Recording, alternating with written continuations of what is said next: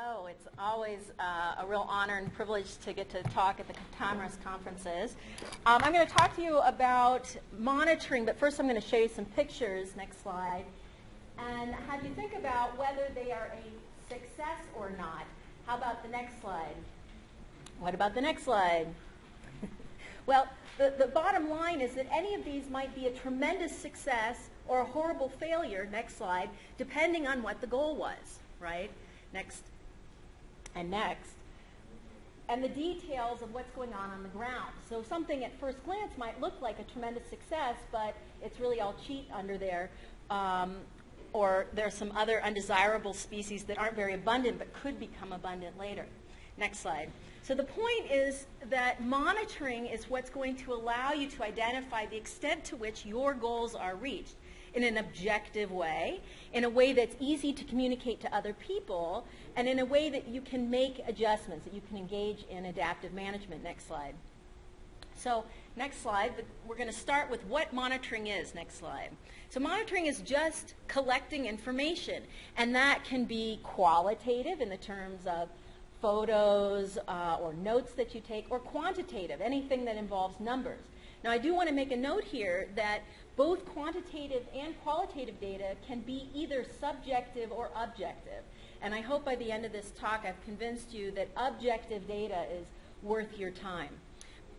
Primarily because it can be used to answer questions such as, are weeds coming back in sites where tamarisk has been removed? Or what tamarisk removal method is most effective? Next slide. Often folks do ask me, why not just look at it? I can tell if it's a success or not. But the problem is that we are primates, and our eyes have literally bias built in. We're going to see and be attracted to certain things next. And the other problem is that we don't have a good way of communicating subjective data. It was tamarisk dominated. That's going to mean something different to one person versus another next. And what that means next is that it's going to be harder to measure success, next, and can be misleading, next. So why monitor your site, next? Next, so that the outcome of your effort, you can keep going, clear, quantifiable, and contributing to future success is the point of monitoring. Next slide. So hopefully I've convinced you to do it. Now how to determine what to monitor next. So I'd like to start by reminding you that removal of your weeds is a means to an end. It's not the goal itself, next. And that these goals can be highly variable depending on what your needs are, next. But that even when they involve animals, likely you really need some vegetation monitoring. So that's what we're going to be focusing on here, next. So I would be remiss not to do a shameless plug of our book that is for sale out in the lobby, half off, but particularly this chapter by Pat Shafroth, myself, and a bunch of other folks talking about restoration and monitoring next, in which we present the schematic that we've published elsewhere as well about steps for success when you are removing tamarisk as a part of a restoration project next. So what I want to point out today is not this whole thing, but just that monitoring comes into play in two different places, and they're both critically important. The first is after you've established what your overall goal is, in order to help you define what your specific, realistic restoration objectives are, and even establishing those is going to help you figure out how you should monitor and what you should monitor. So that's your baseline data up there at the top. And then, of course, you want to monitor what happened after you did your tamarisk removal or whatever else that you're doing. Very often, whether you are successful in your effort or not is going to depend on the difference between those two measures. I can't tell you how frequently in my lab's survey of restoration sites across the West, dozens of sites, how often those baseline data are not collected. And you're really missing out on valuable information there. Next. So we're going to now talk about those realistic restoration objectives and how they tie into understanding what you're going to monitor next. So let's say you figure out that your goal is that you want to increase, your overarching goal is to increase biodiversity. Well, what does that mean? Well, your specific restoration objective might be increase native cover or increase species richness, increase the abundance of a specific species, decrease the cover of a specific species. Any of these would qualify as specific objectives, and the more specific next, the better, particularly if you can make them quantitative. We want to increase native cover by 10% or 20% or 50%. Next. Next.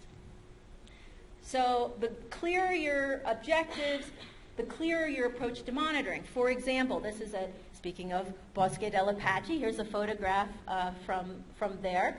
If the objective is to create bird habitat, and the mean by which you're going to do that is to plant cottonwood trees to increase canopy cover, that makes it clear that what you need to monitor is the success of those plantings or the increase in canopy cover of desirable species. Next.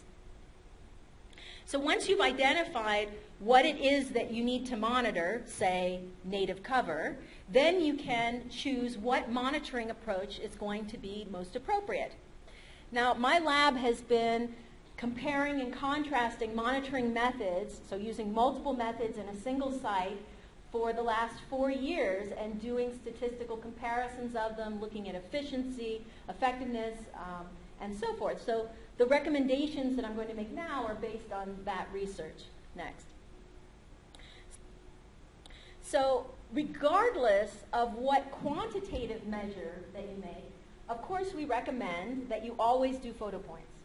It's easy. If you do nothing else, at least do photo points. And make sure you have the before as well as the after, right? A couple of notes with regard to photo points. It's good to remind you that it's important to include location in some of those shots. So I've done it here in on a pad of paper. And that you keep notes on your photo points with as much information as possible, but at the very least, the date, the location, if you have GPS, obviously that's optimal, and any site reference numbering system that you have, and that you have a standard protocol for labeling those files, right? We're all working in digital now. Having that name in a format that's easily decipherable by anybody, not just you, is really good, and having it backed up, of course, is a good reminder. Next. So if your goal is purely aesthetic, maybe photo points will be enough. This is land owned by Rick Enstrom in southern Colorado. Next, you see the Tamarisk in the bottom, and you see the before, and here's the after. Very dramatic. They just wanted to get the Tamarisk out of there. Success. But in most cases, we need a little bit more information. We want to know, is there good forage under there? Or we want to know, are there native species under there, etc. Next. So in that case, we're really going to need some quantitative data next. So what we found is that for most purposes, line point intercept was the best method, was the most efficient and the most objective.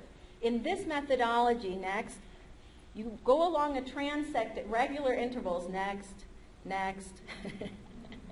and simply put a rod down and see what is it touching. You can see how that is going to be much more objective, that is similar if I do it versus you do it versus somebody else does it, than a visual estimate. So the idea is that the number of points that intercept the thing of interest, let's say you're quantifying native cover, so the number of points that intercept a native divided by the total points that you survey gives you the percent cover. Very easy math, very straightforward. Next, and next. However, it can be a slow method if you have a highly complex system. So one advantage of point intercept is you can do on the ground and overstory at the same time. That can really simplify things for you. But if you're really only interested in the understory and you have a very complex understory, it's faster to do quadrat sampling, even though there is that element of subjectivity in looking at percent cover. But we found that if you do trainings with your crew and everybody takes turns doing it, you can get some consistency if you spend a little bit of time up front to make sure everybody has a same idea of what 30% looks like, for example. We also found that it's important to use oblong transects if you are concerned about capturing the species richness of a site. Oblong, that is a half a meter by a meter, is going to capture more species, strange but true, than a meter by a meter. And we do recommend doing these at random or regular intervals along transects. Next. But what if what you're interested in is the overstory only? Or let's say you're using a transect approach for the understory, but you still are interested in getting some overstory cover data as well. We recommend the line intercept method for this. Next. In this one, you run your transects across your site, and you're simply recording the amount of that transect, the distance on that transect, covered by the thing of interest. So if you're interested in Tamarisk cover, for example, where does that Tamarisk canopy start? Where does it stop? You add those up, divide them by the total length of the transect, you have percent cover. Very straightforward. Next. The last method I want to tell you about is called modified Whittaker plots, and these are the best for capturing all of the species at your site. Let's say you're very interested in particular species, especially if they are rare. Next, the modified Whittaker approach is a series of nested plots. The big one typically is 50 meters by 20 meters. You can modify this to be a bigger or smaller based on your needs, and then you have subsequent smaller plots inside. You survey what species exist in each of those plots. You can do percent cover in the small plots as well. Notice that they are oblong, so capturing good species richness here. And we found this really did capture significantly more species richness than any of the other approaches we tested. Next. So once you've identified, based on your objectives, the monitoring approach that's best, then you need to design your study next. And the most important consideration when you do this has to do with replication. So replication is simply the number of transects if you're interested in being able to characterize a site, or your number of sites if you're interested in answering a question.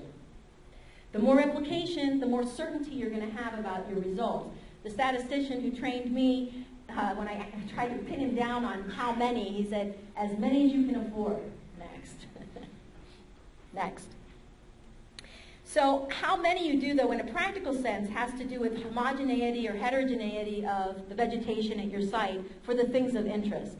So in a site that has high homogeneity, that is, wherever you look it's kind of similar, you can get away with fewer. Next. Fewer transects, and if you're doing points, next, fewer points. You're going to capture what's there.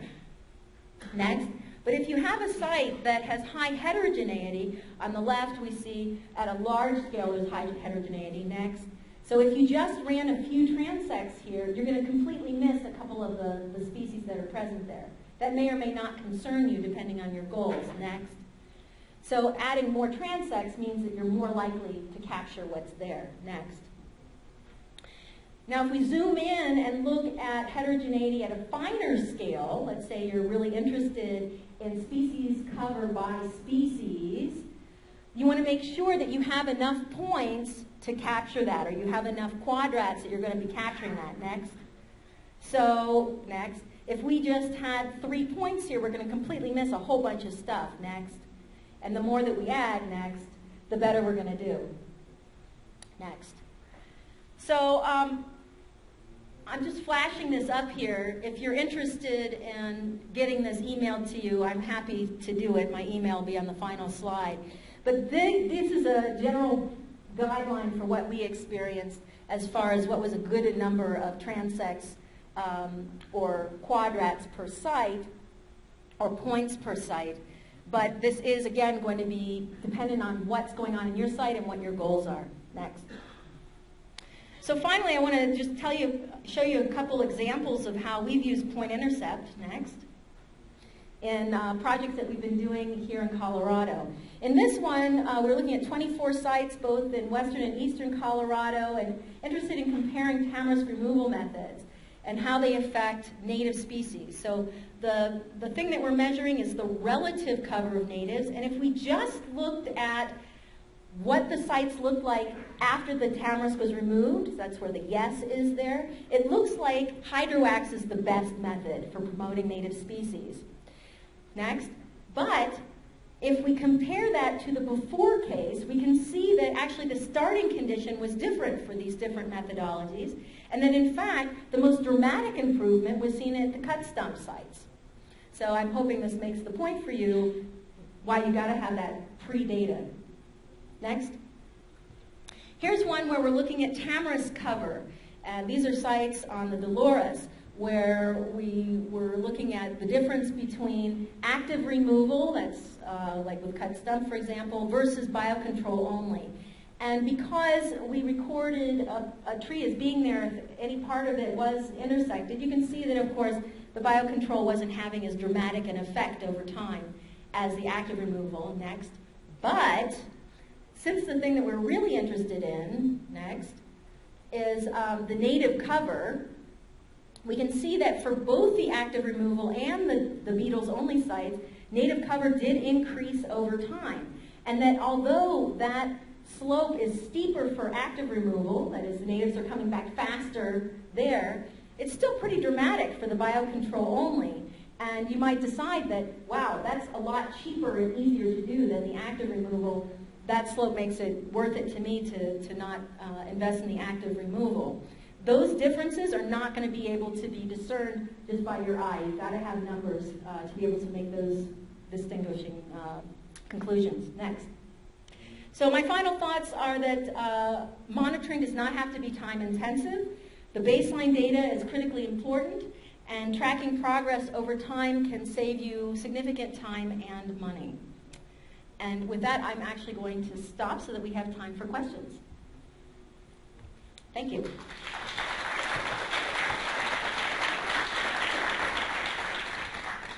And you can forward it to the last slide so they have my... Questions? Yes?